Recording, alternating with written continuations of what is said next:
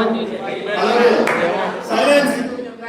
అలాగే మరి గణేష్ రాజేష్ గారు నిర్వహిస్తున్న సూపర్ గవర్నమెంట్ నియమ నిబంధనలు అన్ని కూడా ఖచ్చితంగా పాటించవలసిందిగా కోరుతున్నాము.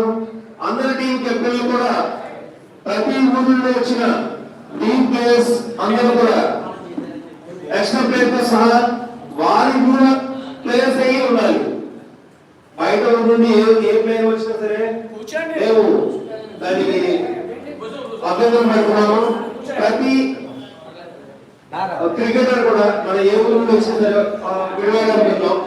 గుడివాడ నుండి ప్రతి ప్లేయర్ ఆ గుడివాడకు చెందిన ప్లేయర్స్ ఆడాలి. ఏమండి అదొక టీము. తర్వాత ప్రతి ఒక్కరు కూడా